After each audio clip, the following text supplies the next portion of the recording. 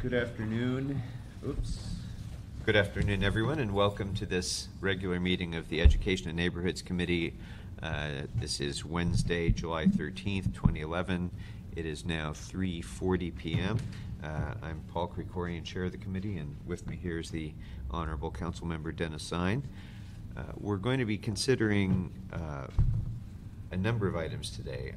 We have 4 items on the agenda, the 4 pending motions on various reforms to the neighborhood council system. It is my intention at this time to have a discussion about some of those items and continue that discussion going forward so that unless there's a strong objection, it will be my intention to begin this dialogue today as to all 4, continue all 4 into the next meeting, and continue the dialogue at the next meeting as well. And then we will take general public comment on any other item following the discussion of our agenda items. So I'd like to focus first, if I can, on items 3 and 4. I don't know if we'll have time to come back to items 1 and 2, but in any event, all 4 of these items will be continued forward at the conclusion of this meeting so we can have additional discussion then. So with that, Mr. Powell, if you could introduce item number 3.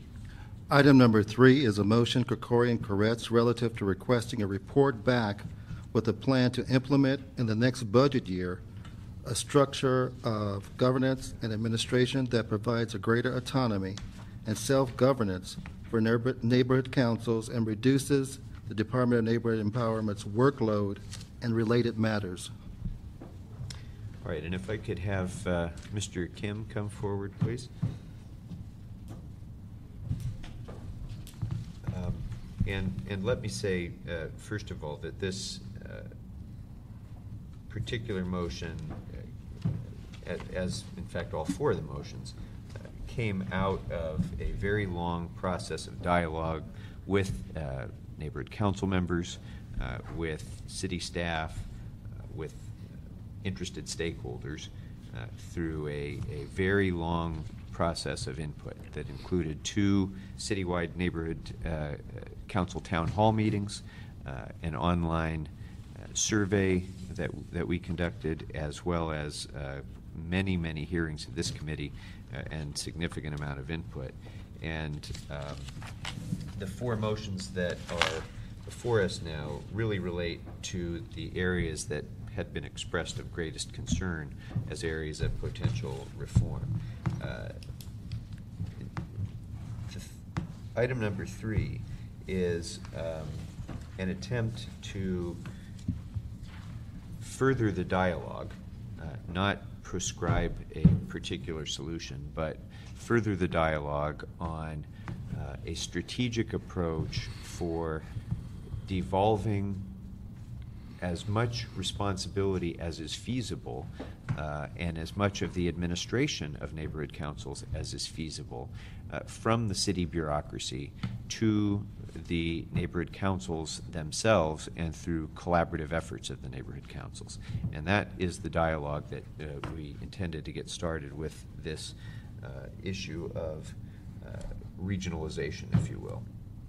And so, Mr. Kim, I'd like to start by asking you if you could talk a little bit about, what kinds of examples there have been of benefits of regional approach to governance, what your thoughts are about ways that it might be enhanced, if there are particular areas that, as you sit here prior to going forward with the full evaluation of this, if there are particular areas that you can think of that would be particularly ripe for offloading, if you will, from the significantly reduced Department of Neighborhood Empowerment to a collaborative effort of neighborhood councils themselves. Thank you, Mr. Chair, Councilman Zine. I welcome the opportunity to address systemic reforms for the neighborhood councils. As we are all aware of the current fiscal crisis, and the department last fiscal year was reduced by 50% in numbers of staff, and the number of neighborhood councils is growing. At the end of the day, we may approach closer to 100 neighborhood councils throughout the city. And with 20 staff, half of whom do direct face-to-face contact with neighborhood councils, the ratio of staff person per board member is unmanageable. So how do we address the need for systemic reform while maintaining the principle of self-governance and building on the ways that neighborhood councils have organically grown and taking care of each other? That would be the way that I would approach this situation. And I think that this is a historic opportunity in the evolution of the neighborhood council system. I've had a fascinating experience over this past 4 years in this department in terms of understanding the dynamics between neighborhoods and city government and the charter purpose. And sometimes it feels like a tightrope that I'm walking. Sometimes it feels like there's no tightrope at all, but it is a fascinating initiative by the city. And for all the neighborhood councils that are listening, you are a part of history in terms of improving the way that government relates to neighborhoods. So some of the examples that I've talked with neighborhood councils a lot over the years, and talking about how we really create this kind of regional system. As you know, there are several regional alliances that have been very active ever since the neighborhood councils were started. Probably the oldest one is the Valley Alliance of Neighborhood Councils, and the Valley has roughly 33 neighborhood councils throughout the whole Valley region. They take up a lot of policy issues and concerns. And there's a San Pedro Alliance, is about 7 to 8 neighborhood councils. They have one neighborhood council that doesn't participate, but aside from that, in that region, everyone participates. They meet on a monthly basis. The Western Region Alliance of Community Councils is yet another model where they get together on a monthly basis. And I think they are really trying to approach it much more strategically in terms of what are the concerns not only for each neighborhood council, but what are the issues that they share in common across the region of West LA. And so one best practice that they've been starting probably for the past year is they have established bylaws for their region. And what they'll do is talk about issues of common concern, and what they'll do is pass resolutions, which then are taken back to each neighborhood council board for them to consider. So that is yet another model of how a regional alliance can work in terms of collectivizing the voice of neighborhoods to the city on a regional level. The Valley Alliance isn't as structured, although they are the longest established neighborhood council, but they get a lot of attention from city government. I'm sure both of you have attended the Valley Alliance of Neighborhood Councils, and they are a very strong voice. They've organized a lot of activities. I received hundreds of emails from Al Abrams, hundreds, maybe thousands. You too, huh? What I see this as an opportunity to do is really address more of the operations of the neighborhood councils, because that's where the department and neighborhood councils get tripped up a lot. So the funding program, neighborhood councils are managing public funds that have a lot of restrictions on them. We've seen quite publicly when it has been abused. And we're dealing with volunteers where we average about 40% turnover in board members, and treasurers probably have a higher turnover. That's the volunteer position that is least popular. And so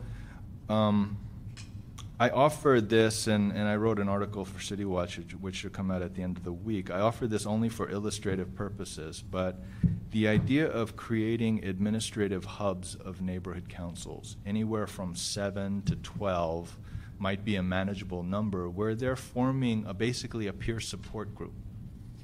We manage the contracts that provide temporary services for neighborhood councils. So the bookkeepers, the minute keepers, and a lot of times they provide advice to neighborhood councils about how to operate Robert's Rules of Order. So if we could figure out how to create these small hubs of mutual support mechanisms, it's quite possible to imagine funneling complaint system through these hubs, where each neighborhood council would appoint a representative, and they would hear complaints on an informal basis. They would make recommendations to the department. The department would implement those recommendations. If the neighborhood councils were uncooperative over a short period of time, we would then enter into what we call exhaustive efforts.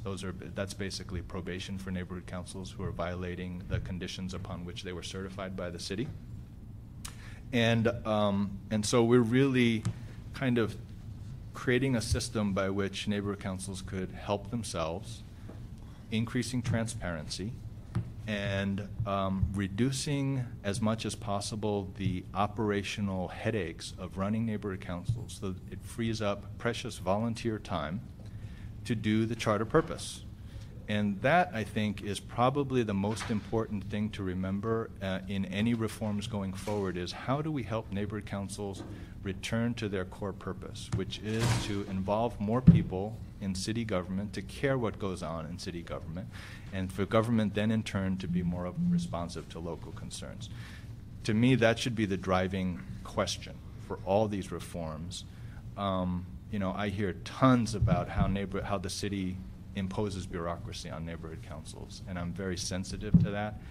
So we have to find the right balance between creating public entities that are both publicly accountable and transparent, but are also sensitive to the needs of volunteers who are spending a lot of time of their precious time to help the city. So that's the delicate balance that we have to walk. Thank you. Mr. Zeig, do you have Well, one thing you mentioned that I wrote down, fascinating experience. Indeed. It's been quite an interesting experience. No, I think what you're talking about is right on target, which I think is necessary. But since its inception, it has been growing. It's been complications here and there. Some have been more responsive. I know the commission, and Al Abrams is here representing the commission. It's been a real challenge. And for you, with reduced staffing, reduced resources, and growing numbers, and trying to balance everything, it's a difficult, challenging task. But I like this concept of regionalization, which seems to be appropriate. I just got an email today. You're going to be speaking at the Valley Alliance. Joe Banks-Berard. Right. I'll be there too. You'll be there. Both of you were mentioned on that, which I think is, I see a lot coming out from the Valley. I don't see it coming out from the other parts of the city on neighborhood council. I know the Valley Alliance has been very active. And if that regionalization could then duplicate in other communities of the city, at least they have some kind of coordinated effort where it's impossible for you to hit everyone, or you to hit everyone, but you can combine them there, and they all have members show. And the commission, I mean, God bless you for your patience, but that's got to be very challenging too. So, but you said fascinating experience, so it all focuses back on that. It is an experience, and it's getting better, as we know. Time is marching on, and my colleague, who's really chaired this and taken it in a very aggressive fashion to bring about solutions and resolutions and make it better. So I think it's good. What you're talking about is what I think is a good direction. Thank you. Yeah, and you mentioned, Mr. Kim, this concern about new layers of bureaucracy, and that I've heard that concern as well. And I think it's important to note, and again, this is where the motion is now, is not prescribing a particular direction. We're investigating further what's feasible, what would be most effective in terms of a regionalization approach. But it's certainly my intention, and I hope it'll be supported by the report that we get back and the changes that we develop as a result of that report.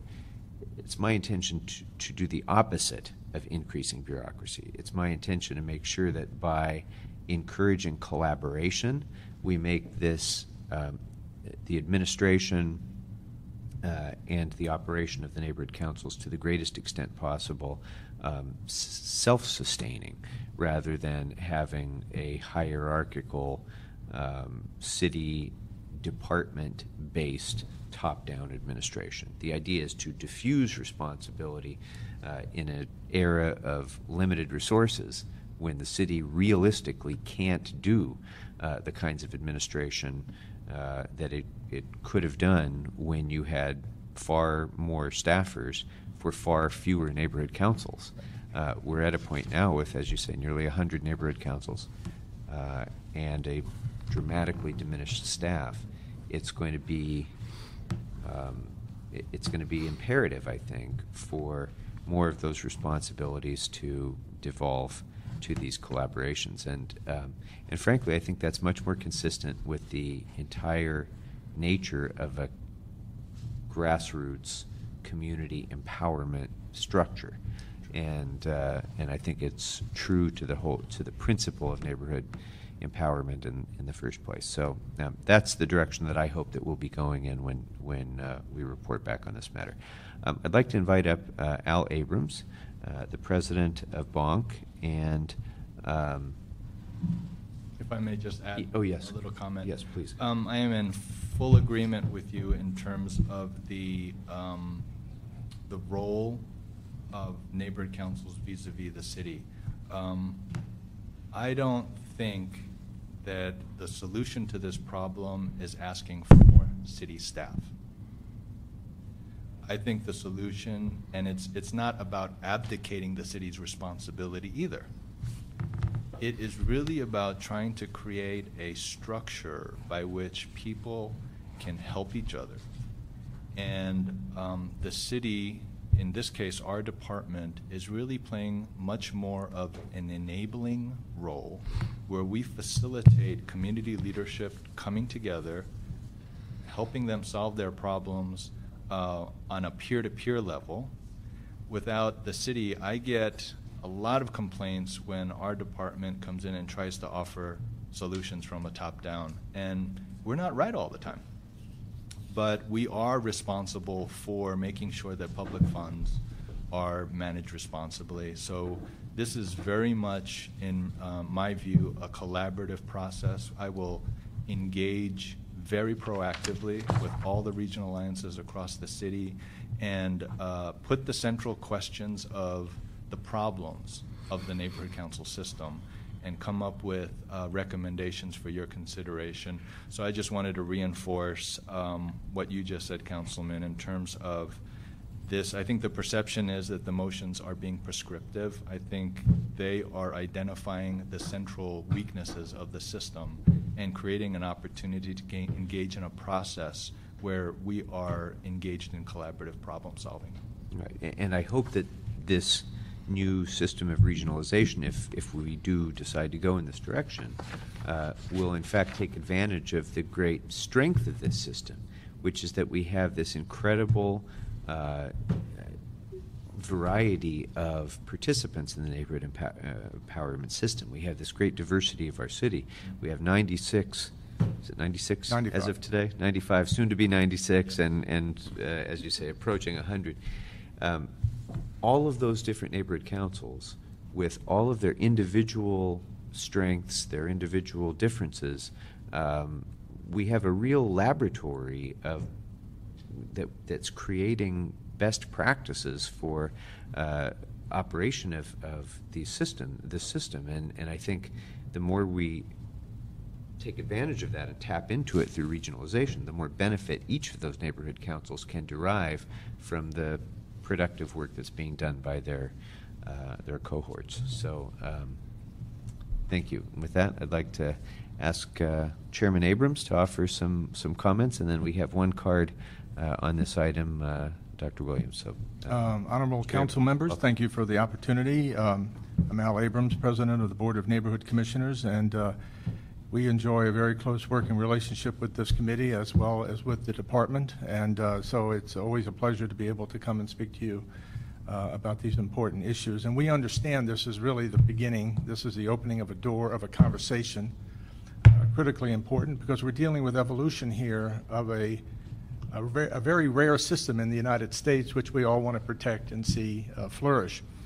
The bank, I can say with all confidence, is here to help you and work with you and to work with your staff and with the department going forward. As a matter of fact, two of the commissioners have asked me to see if we could have another successful joint board and E&N committee to listen to the concerns or the suggestions and the recommendations of stakeholders, neighborhood council board members, and the public on these going forward. The last one we had, we got some very, very good feedback on, which had to do with the election issues. And so I just want to put that out there as another idea. Overall, what our concern would be that we protect the independence of neighborhood councils. Number two, that we are concerned about appeals. If we create regional boards, which would be hearing basically complaints and grievances, the aspect of due process is extremely important. Where would appeals to those decisions go? You use as a model, for example, the area planning commissions. Those 7 report to an overall planning commission, which has the ability to take an appeal and to make a decision, which of course can then go to City Council for a final determination if it's so needed. So our concern would be due process of complaints and grievances. The second area of our concern would be, would these be Brown Acted?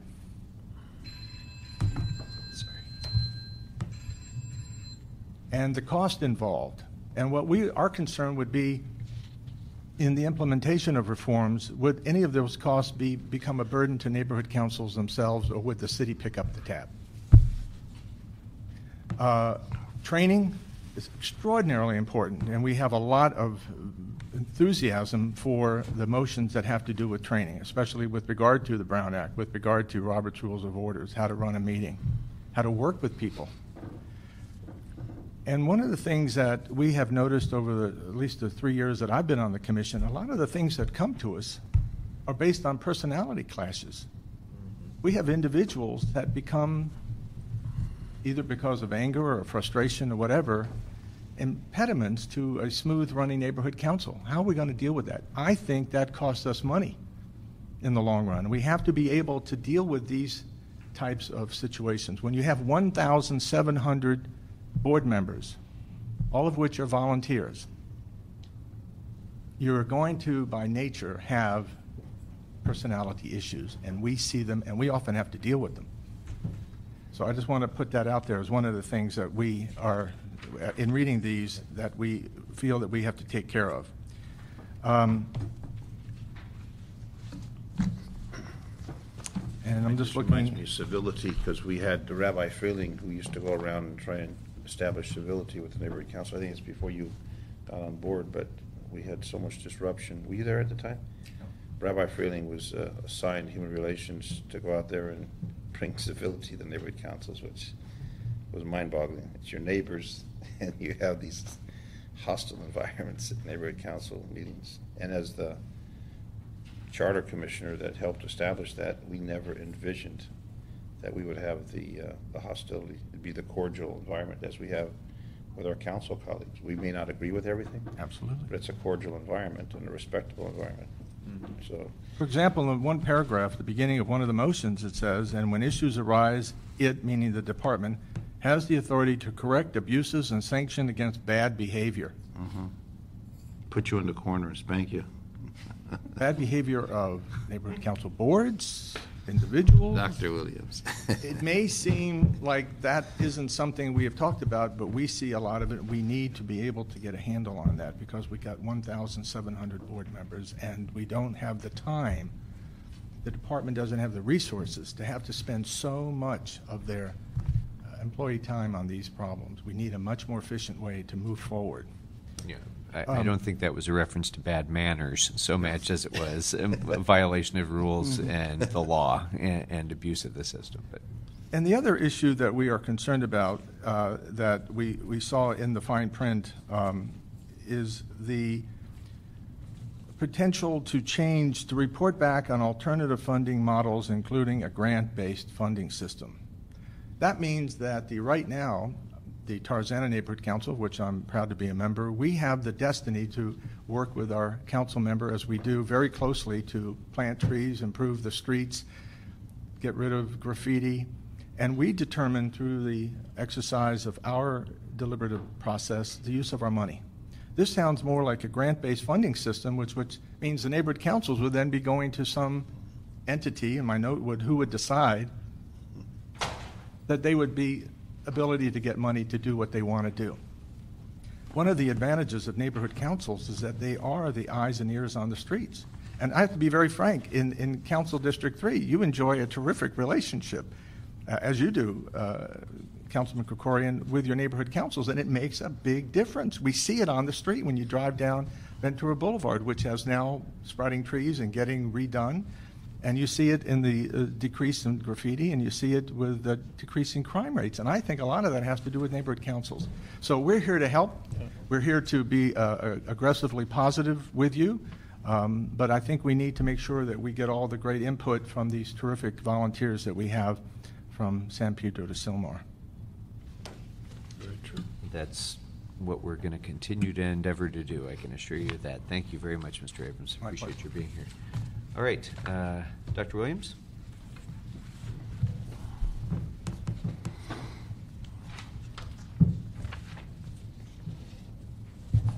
Dr. Clyde Williams from LA 32 Neighborhood Council, El Sereno, and others. Herding cats, but they're our cats. That's the important thing. Might say a regional board. What's the regional board going to do? We don't know. But what would they normally do? They would take actions against individual neighborhood councils. That sounds a little bit like Dunn, or that sounds a little bit like another tier of government between us and you guys. And I always go back to the poor use of ink and toner. Community impact statements. That was supposed to be one of the ways that the communities, i.e. the neighborhood councils, responded to you guys.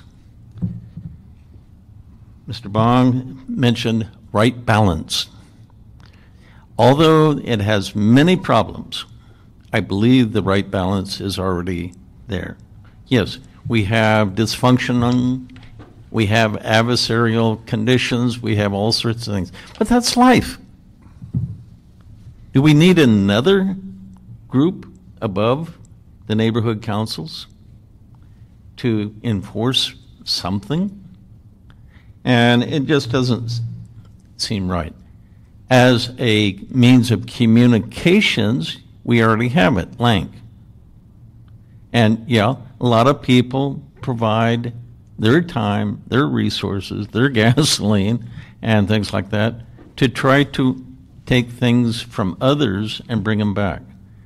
With the digital age, what I normally do is whenever we have an issue, I go online and go to the other neighborhood councils and see what they have online and try to use it within our neighborhood council.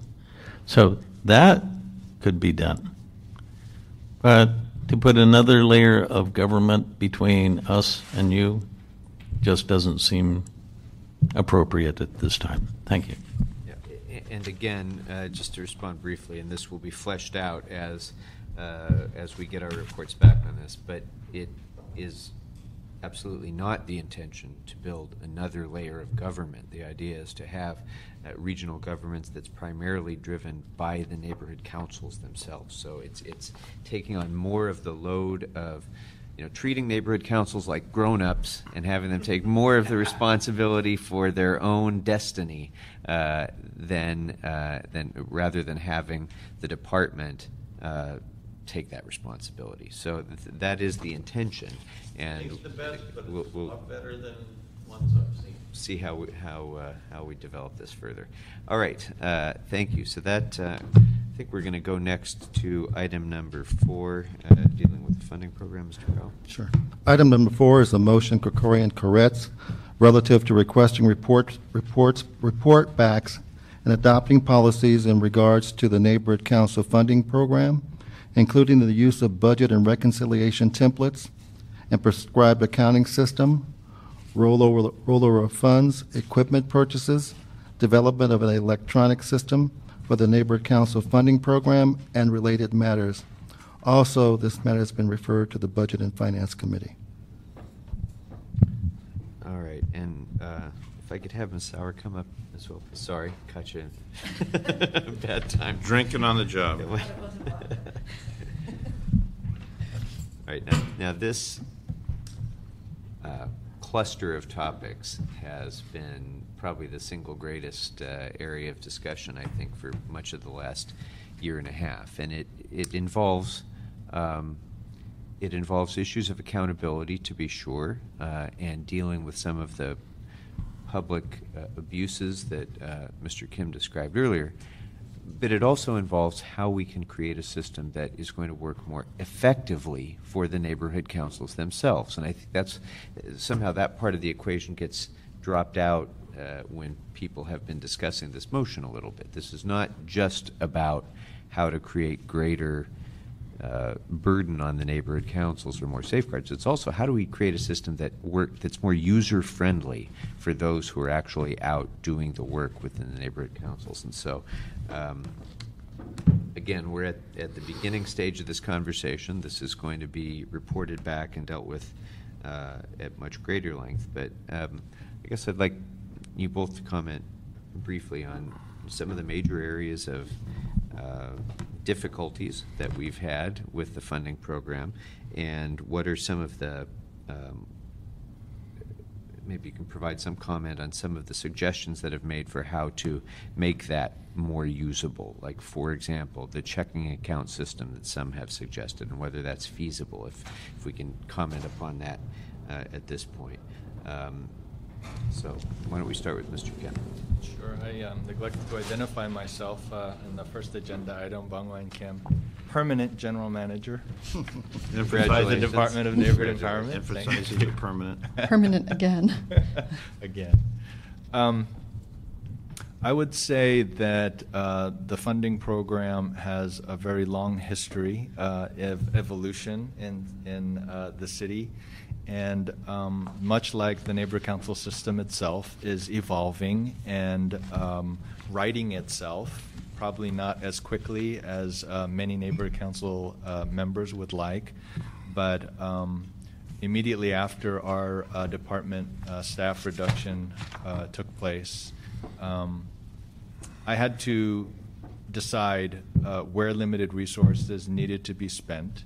So really the balance here is how do you create, maximize ease of use for the funding program for volunteers while maintaining city standards for accounting for public funds. That is the central problem here. So with reduced staffing, I had to put limited resources into making payments. And so I was able to reduce the demand warrant turnaround time to an average of 12 days by reallocating limited staff resources. But that did leave the accountability side hanging a little bit. So the quarterly audits, which is really the only way that we can catch any potential abuses of public funds, that was limited. We recently restarted that, and so we're able to do performance audit approach for the quarterly reconciliations. But I think going forward, as I've reported earlier to this committee, that really the solution is an all-electronic platform for the funding program. And I've been able to make some improvements using the limited IT staff that I have, but the one person who can write code in my department is leaving for LAPD. Before he left, he was able to develop a electronic budget template. So at least we started, that's the first big piece where neighborhood councils will go online. They will submit all their budgets with drop-down menus on our website, and that will take one major piece of it to get in terms of this puzzle. But I would say, I would also offer that the administrative hub idea also could present some opportunities for improving the funding program effectiveness, because if we can get neighborhood councils to start talking more to each other and sharing resources, that we can then again use the temp help to train bookkeepers that could come in and set up an automatic system. We could have treasurers who might be able to go around to various neighborhood councils and offer training to people who might not have any experience. So that again is a place where I would look to this kind of volunteer self-help, peer support system that I think really has a lot of potential for addressing much of the kind of the human interface problems that we're going to have. Volunteer treasurer is really the hardest position to fill. I mean, managing public funds can be very intimidating. So I would say those are the major challenges and opportunities going forward. There's been a lot of concern, I think, about even the suggestion of any standardization in any context within the neighborhood council movement. But when it comes to these financial templates, what are the advantages to the neighborhood councils themselves if we can find a more standardized approach for budgeting and for submission of expenses and that sort of thing? I would say that it benefits the neighborhood councils by being able to be publicly accountable, both amongst the board members themselves, because in the few instances where we have found a small number of individuals abusing the public funds is when the full board was not aware of what was going on with the money. So by creating these transparent tools, all the board members could look up anytime. This is the budget. They can go on our website and they could see what their budget is. They can already see what the expenses are. So on the demand warrants and as well as all the purchase cards, it's all there. It may not be as easily understandable because it's not presented in a financial statement format, but that again, that's the electronic solution that we'd be going forward to later on. So I would say that trying kind to get an electronic solution is going to be dependent upon standardization among the neighborhood councils in order to have any kind of a usable electronic platform. Yes. And it will itself, I think, create greater ease of use for the neighborhood councils if it is properly done, create greater efficiencies, more timely service from done, with fewer resources. So I think there are definitely advantages that come from this that should outweigh any concerns about standardization. We're not mandating, again, how neighborhood councils function, how they, consider how to spend their money and so on. It's just that when those decisions are made, the administration of that process should be in a more standardized way so that there can be some more efficient oversight and handling of that, it seems to me. Ms. Howard. In terms of the funding program, this year, as you know, the rollover was suspended. I think that's done a great deal in terms of allowing sort of for a final reconciliation. On my way over, I happened to bump into the controller staff who indicated, I think that we've resolved the cash shortfall. We're going to be meeting with the department presently before we appropriate. This is the first time you're hearing this, but we'll be meeting with the department prior to allocating the neighborhood council funds and then just reviewing all of that.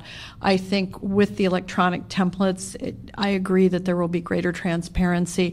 It'll be a little bit easier to track the expenditures, and Additionally, one of the big issues has been the ability of neighborhood councils to encumber funds for projects. I think if we move forward with this or with some sort of an electronic template, there'll be much greater clarity, because I think that's been one of the problems. And in the last 2 years, trying to reconcile funds that were either earmarked as part of the rollover or funds that for purposes for this fiscal year where we were trying to encumber money or assist the department in encumbering money for individual neighborhood councils. A clearer template and a clearer paper trail will make it all that much easier and allow the neighborhood councils to plan for those projects. What we haven't been able to do since the beginning of the funding program was take those individual expenditures or what was in the minds of the neighborhood councils and those encumbrances and track them in a meaningful way. So there was that gap between, well, what do you mean we don't have money? This is what we say we have, and that's been a real issue. I think on a go forward basis, we have the opportunity to, sort of, it's a new day. We're able to start over, and our staff is working with the Dunn staff and to kind of, as these procedures move forward, to assist the department in moving forward.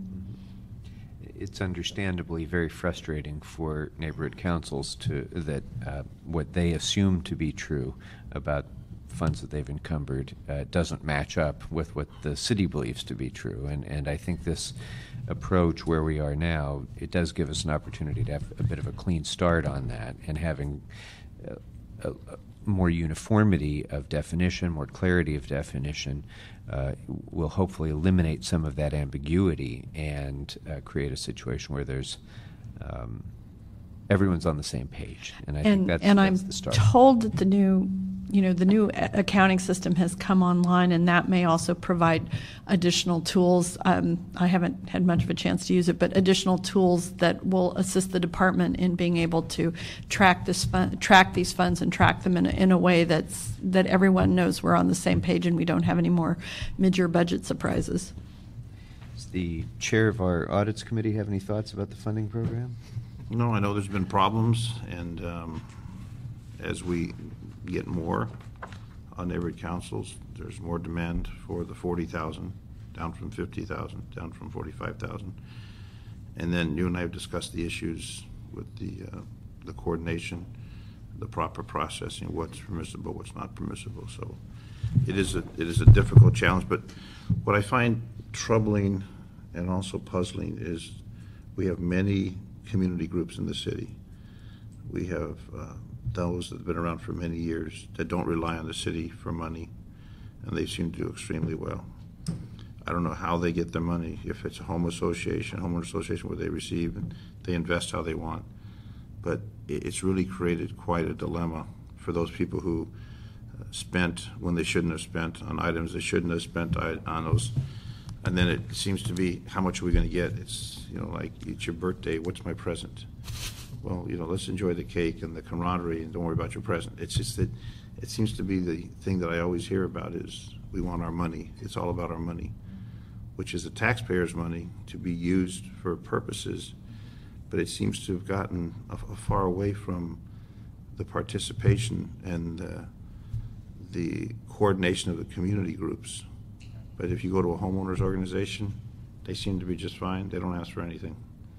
And this whole thing is centered so much around our money. We want our money. And I know it was reduced this year because the budget, everybody's budget was reduced. So somehow that's been a continuing problem. And for 10 years, it didn't talk about the audit, about the matter of auditing when it comes to the purchases. And number one, it's a legitimate purchase. But then how about the auditing to make sure it's still there, that it doesn't get legs and walk away? That's also, I think, should be coordinated with the budget to say whatever you're going to purchase, accounting. I mean, we have city property that's got tags on it, and I don't know if they do that with Dunn, but then every so often they come in and they'll walk in the office and where's this, where's that? And we need to do something with that. And maybe when the changeover takes place with the neighborhood council elected representatives, you've got the treasurer, the president, the chair, this, that, and the other. Maybe they need to have a like an audit person as part of the executive board, president, vice president, secretary, treasurer, and audit, just to make sure that what's there remains there. Because again, we know that we've had problems. And I think we keep a gap if we don't put that into place. On the matter of inventory management, the city is a citywide policy for every department to account for its equipment every 2 years. That's coming up in a couple of months, so we'll be going out to the neighborhood councils and asking them to account for all the equipment. And if there is missing equipment, we will ask the boards to do their best to try to track them down. And if they can't, we'll be asking for a board resolution documenting the fact that they made attempts to track down missing And equipment. I would take it a step further. I'd also make police reports. Correct. Because now if someone has that property, then it becomes a crime. Right. And you don't have items, laptops and cameras just walking away. So someone has possession of that, and they all have serial numbers, and there's a police report on file, and somehow if it comes up in an investigation, at least it holds people accountable and responsible. Right.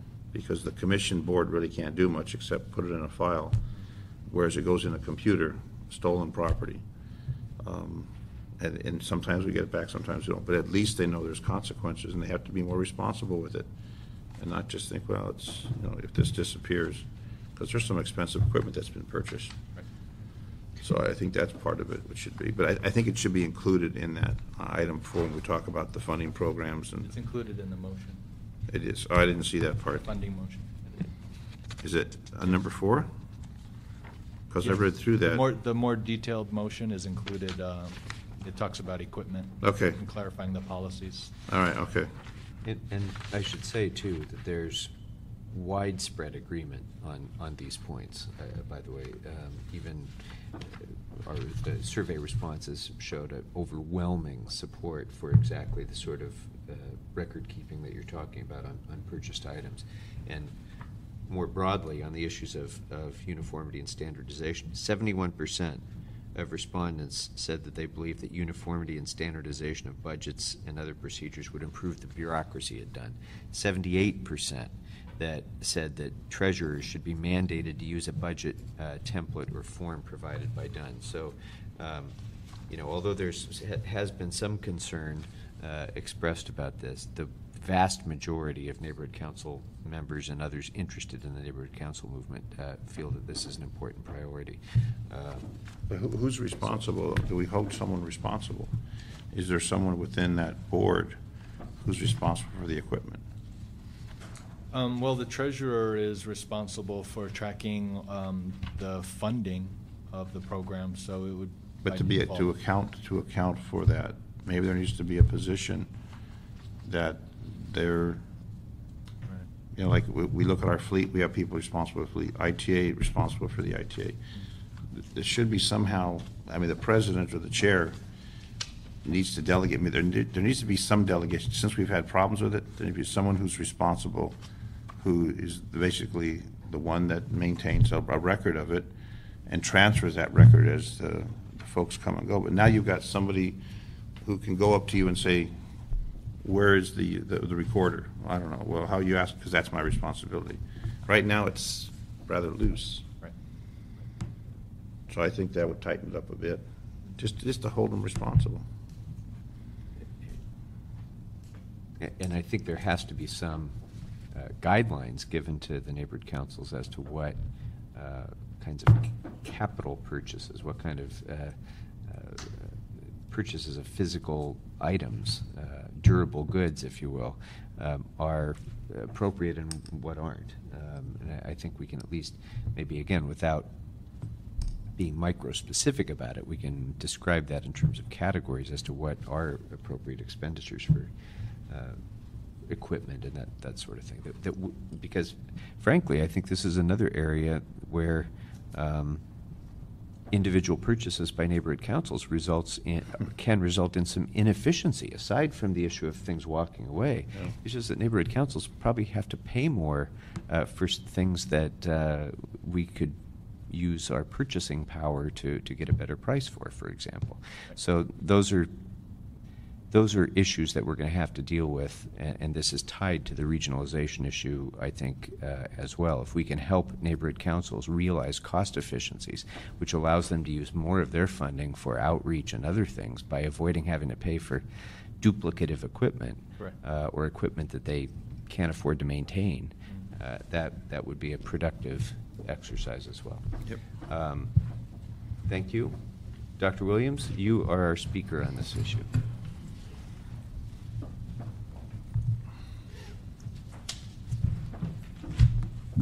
Dr. Clyde Williams, El Sereno, LA 32 Neighborhood Council. 20 years ago, we were using templates on a 64K system. So what's the big deal about getting this? In fact, we kind of, in LA 32, we went over to Arroyo Seco and stole theirs. Hey. Well, now Best- we know where it went. Best practice. Now we know where it went. Well, we just took a copy. However, it's a matter of best practices. Yep. And on the Neighborhood Empowerment website, hey, pick the 10 best for treasurer, for secretary, because we have to have resolutions backing up those line items. But one thing I really get upset with is the rollover. That's one of the places where I really agree with you. No rollovers. Why? Because the purpose of the money is to get it into the community as quickly as possible. I hate to see, and I usually have a standard proposition, if it goes over $1,000, I'm going to vote against it. Because we should be encouraging a lot of little ones rather than throwing it all to one big one, which is easier in many cases because it's all same accounting and they probably are much more professional. But we're neighborhoods. We're not the city. We're not the county. We're not the state.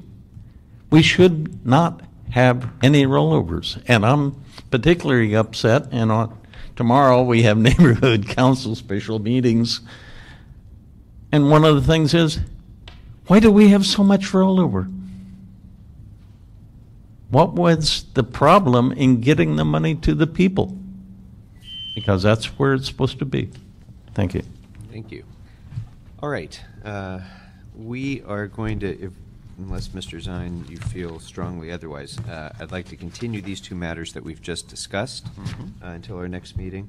I'd like to continue items 1 and 2 without further discussion here today, so that we can continue this dialogue at the next meeting.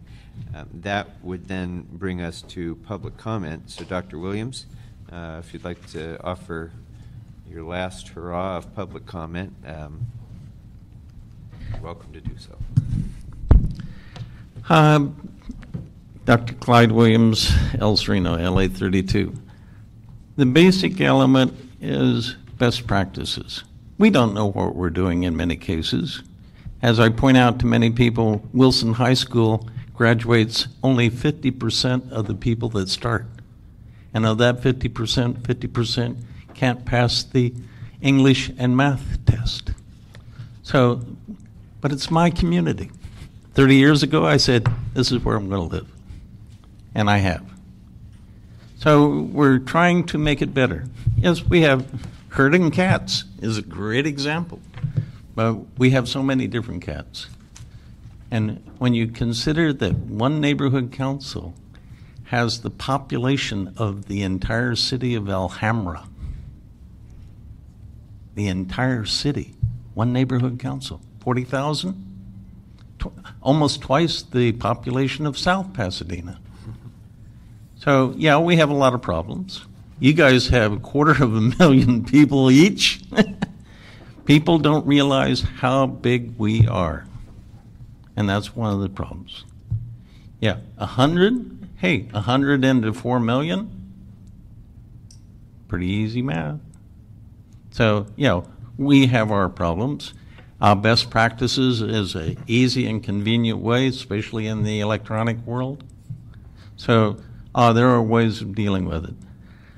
As far as The other item, item number 1, I was quite concerned with that because that was, I might say, discriminating. Who knows best? Who knows least? Who's going to have to take a mandatory? Who's going to have to take a optional? Classification of your neighborhood council members, all volunteers. Thank you. All right. Thank you very much. Thank you all for participating today and for the next step in this very healthy discussion. With that, we are adjourned. Thank you.